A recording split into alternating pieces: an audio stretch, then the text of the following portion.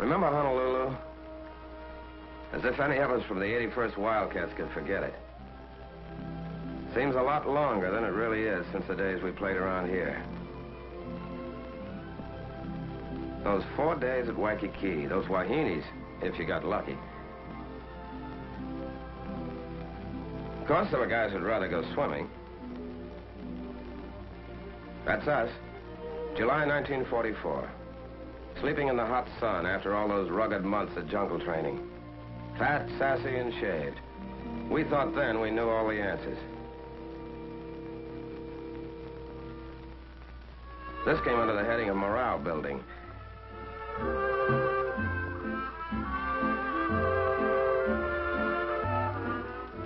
Of course, some characters needed more than others.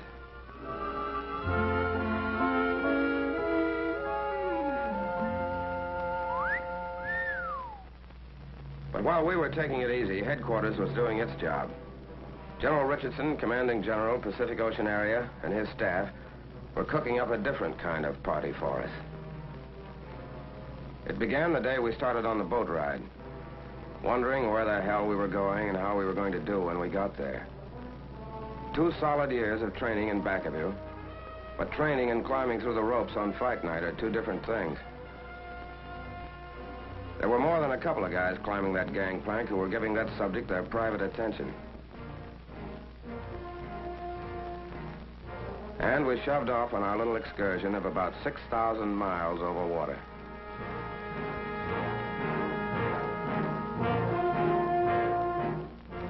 We were going down under. That's all we knew. We'd have even been glad to see a Kapu sign if it were standing on dry land. Every man with a cabin to himself. Picture of a guy getting fixed up to go to a concert.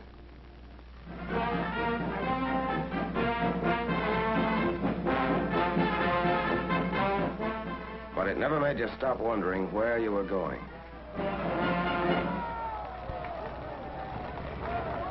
Time on our hands, so we figured out ways to spend it. With a few bucks thrown in for a side bet. One way of getting tired enough to climb into your bunk. Back the loser, bub?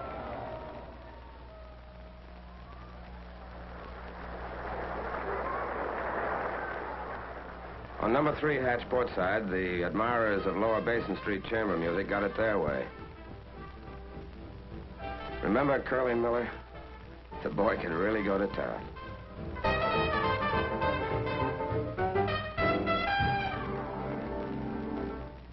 The day we crossed the equator and the shellbacks got their crack at the pollywogs. And there's still some of us in the outfit who take off at the sight of a curved stick.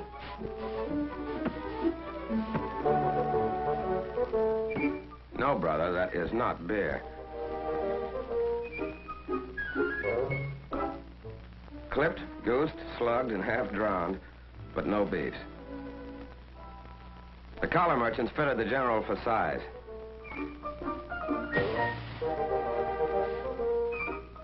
The local barbers gave him a once-over lightly. Dental inspection.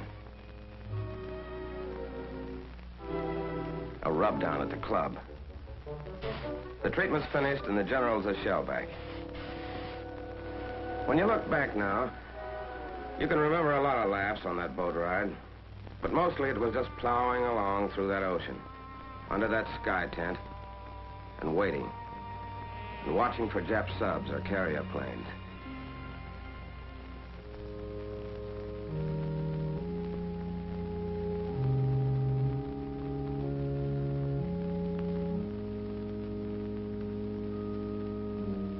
There was plenty of time for thinking. 30 days for it. Thinking about a lot of things you remembered. Sometimes about what was ahead. That was a special kind of thinking. And when you looked around, you saw you weren't the only one doing it. Somehow it made you feel a lot closer. It was the end of August when we dropped anchor off Guadalcanal in the Solomon Islands to go ashore for our dry run.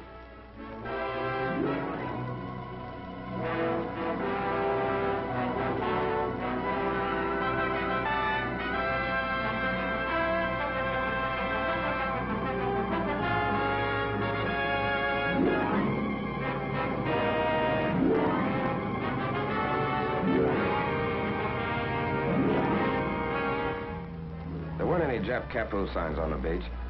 But when you hit it, you got that quick flash about the guys who were here ahead of us at Guadalcanal and the job they did. To look at it, you couldn't believe that beach had ever felt the bite of live ammo.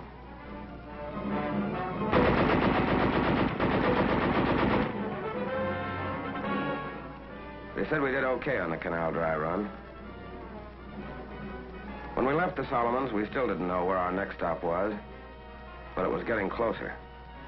And when we got there, somebody was going to be shooting at us. All hands. All hands. Now hear this. The objective of this task force is the Palau Islands, 8 degrees north of the equator and 530 miles east of the Philippines. By occupying these islands, we will complete the sealing off of the important Jap strongholds to the east. Truk, Ponape. We'll help protect General MacArthur's right flank when he strikes against the Philippines. General MacArthur? Back to the Philippines? But what was our job going to be exactly? Angaur. That's our job. Southernmost of the Palau group. About 3 square miles of limestone and coral. Japs got a lot of their phosphate here. Okay, what do we do? The 322nd hits Red Beach in the northeast. The 321st will land on Blue Beach. 323rd stands offshore in reserve. General Miller and Admiral Blandy knew that the Japs were expecting us in the south. We were going ashore through the choppy surf under the narrow beaches in the north. Fan out fast until the 2 beachheads joined up, then moved down the island. This was finally it. What the last 2 years had been for. We had the training and we had the weapons.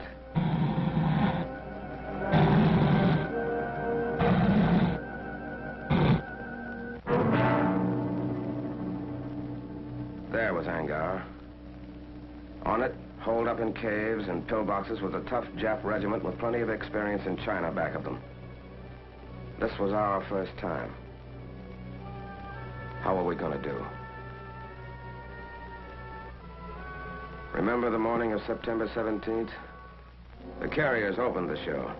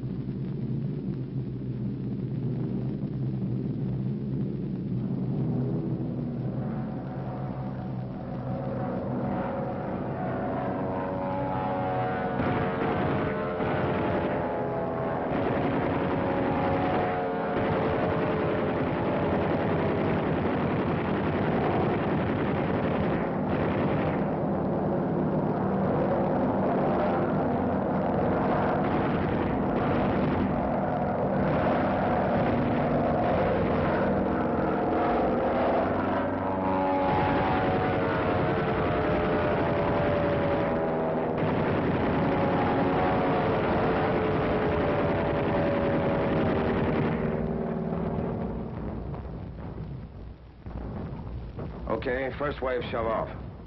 That's us. Let's go.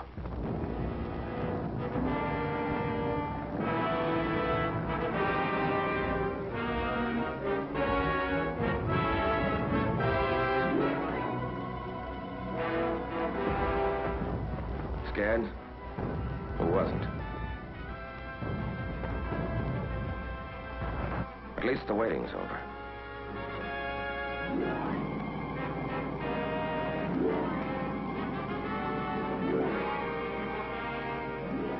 We piled onto Red Beach.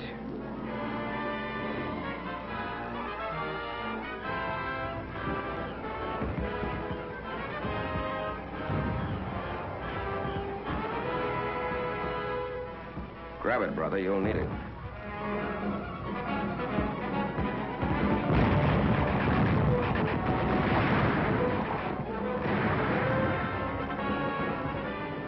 A 20-foot sand cliff to climb we didn't know about. And we were pinned down by machine gun fire and mortars. It helped to see other guys looking like you felt. But they were taking it too. That helped more. Blue Beach. Machine gun fire wasn't so bad. Our planes knocked out their mortars.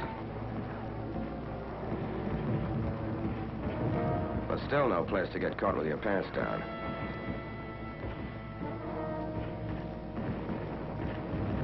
They had no regular defense line. They melted right into the ground.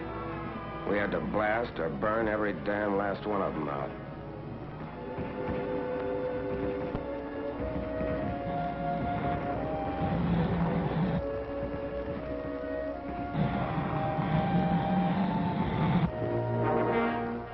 Naval artillery raised so much hell with Blue Beach, the Amtraks had a tough time making it.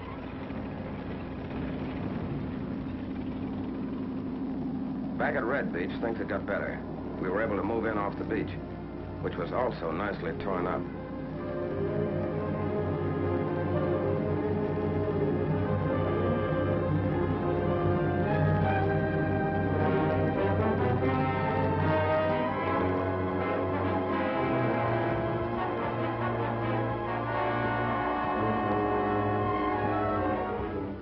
We started blasting them out of their rat holes with satchel charges.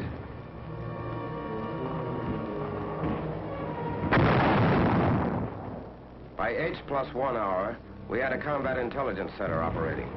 But we couldn't locate anybody for intelligence to talk to. They wouldn't come out alive.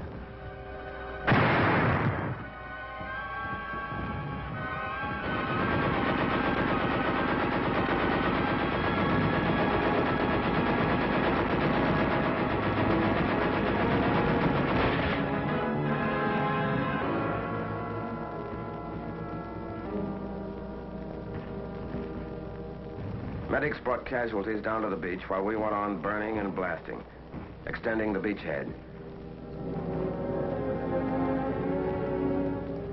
And for every litter that went out, 6 other guys came in.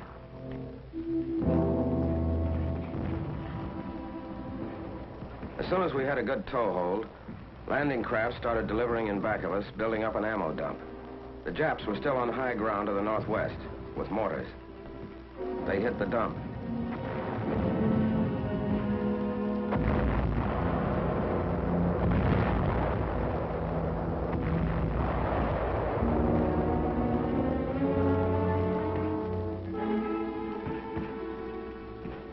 We saved most of it. But who wants to be a fireman at a time like this?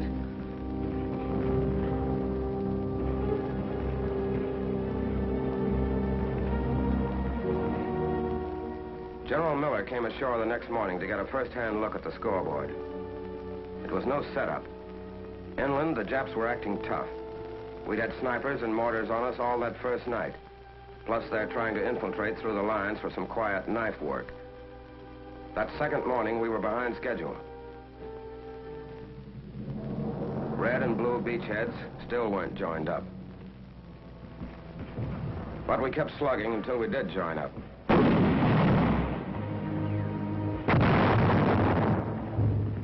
And all the time moving inland. Then we got to Shrine Hill. Remember? Caves 15 feet deep, dug out of solid coral. Entrances barricaded with coconut logs, leaving firing slits only a couple of inches wide.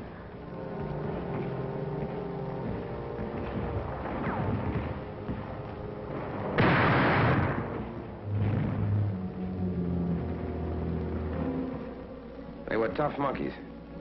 There'd still be some of them in there firing even after you'd put a 25-pound satchel charge under them.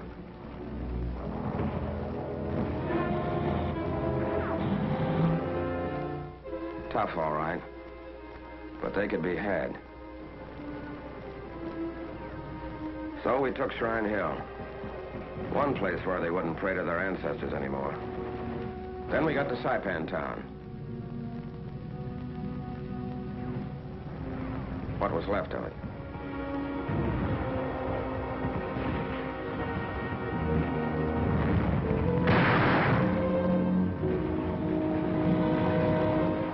By this time, we'd cooked, blasted, or shot 600 of the little apes.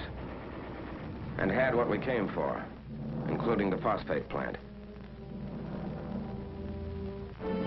These phosphate diggings, about the best in all the Jap-mandated islands, were out of business at this stand permanently.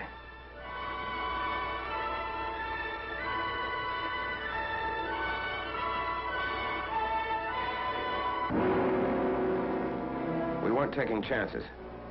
They know how to hide like the murdering weasels they are. We heard that some of them were still on high ground up to the north. But by the end of the third day, we'd shoved them back into the northwest corner and the southern tip of the island.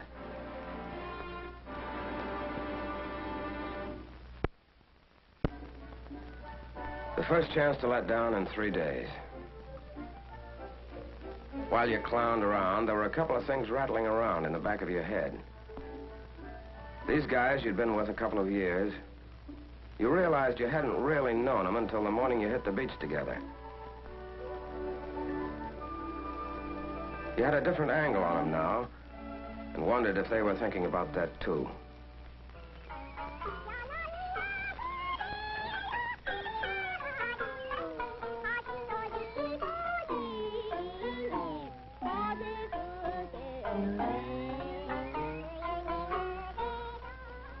While all of this had been going on, our 321st pulled out for Palau Island, 6 miles to the northeast.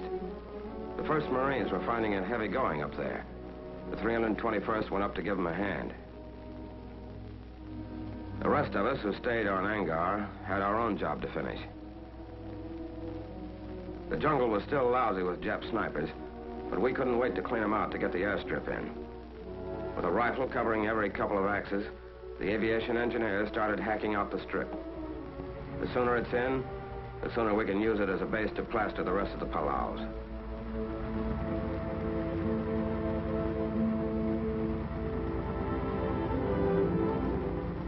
Not quite right for a B-29 yet, but recon planes could start to use it, and did.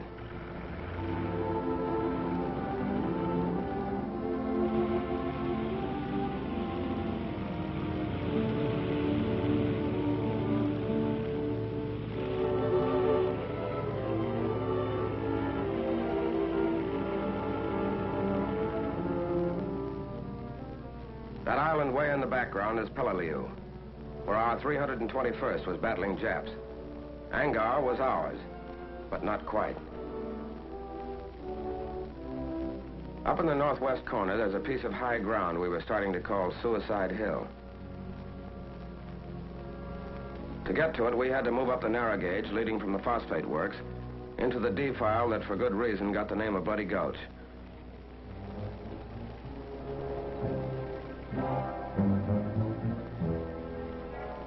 There were plenty of Jap machine guns and snipers up there, too. A Jap 75, mounted on rails, kept poking out, firing, and pulling back into a cave. We couldn't see what the hell was going on up ahead, but the tanks could. They were checking with each other over the radio. Vincennes, repeat your last transmission. I did not hear. Over. I said we were stopped by enemy fire at the head of the gulch. Sea breeze, I think it's sea breeze, just got hit up ahead. Vincennes, this is Boober. I'm pulling Cherry back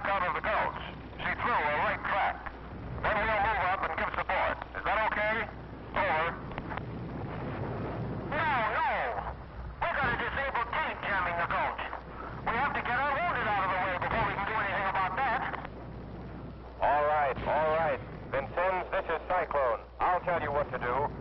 After the wounded are removed, use your gun to blast that tank out of the road.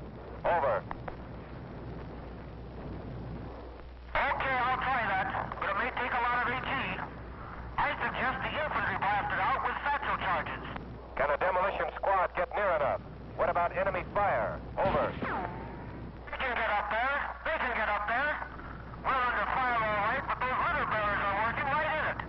They're bringing those guys out with stuff kicking up all around them. Brother, what guts. All right, then. I'll contact infantry. As soon as our wounded are out of the gulch, we'll blast. Will any combat vehicle to the rear speak to me? Come in, please. Over. Okay, Cyclone. This is Guadalcanal. Over. I want you to warn all infantry in your vicinity to take cover. Get them off the rails.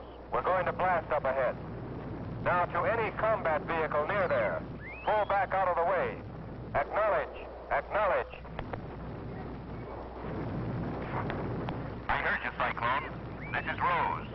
I'm right in there, but not too close.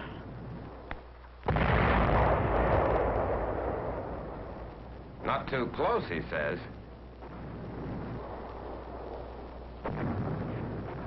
But the way is cleared now for the 2nd Battalion to move through the gulch. We were going to start a little encircling maneuver. So we split up. Some of us went up the rise to the right.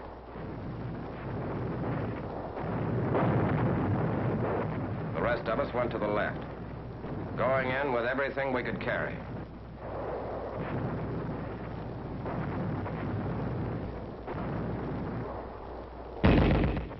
Yeah, and everything we could throw. It was going to be Suicide Hill for the Japs now.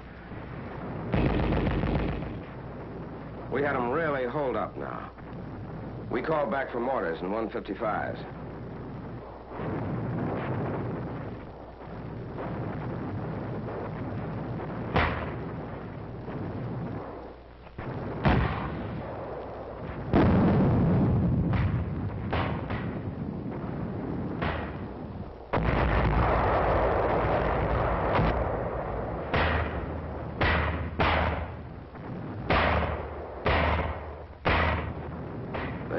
Got it. All afternoon and into the night.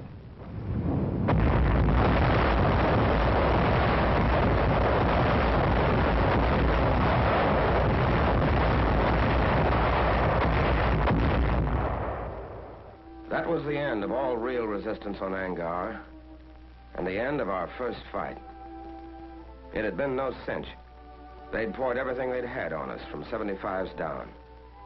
But we'd won our first battle. And we had a right now to call ourselves the 81st Wildcats.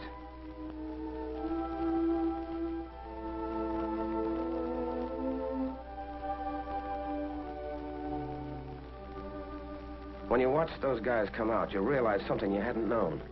How mad you got when the bastards hit the guy next to you.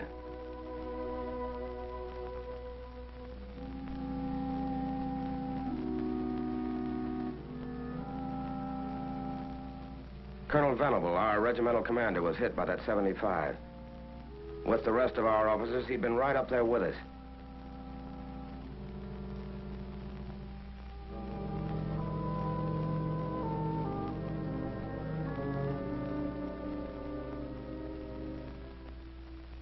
From the top down, the 81st had gone in and come out all right.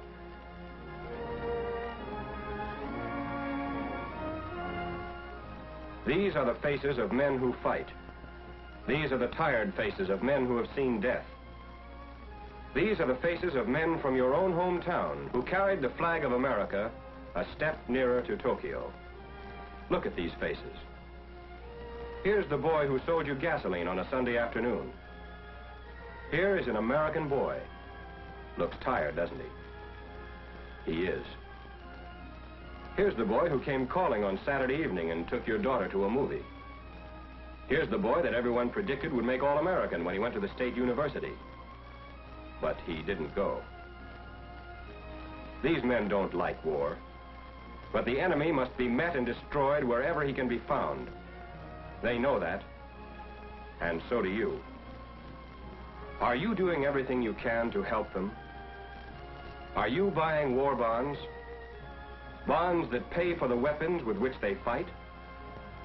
Bonds that provide places for them to rest and hospitals in which their wounds may heal? Are you buying war bonds to the limit of your ability to ensure that a strong and worthwhile America will be waiting when these men return?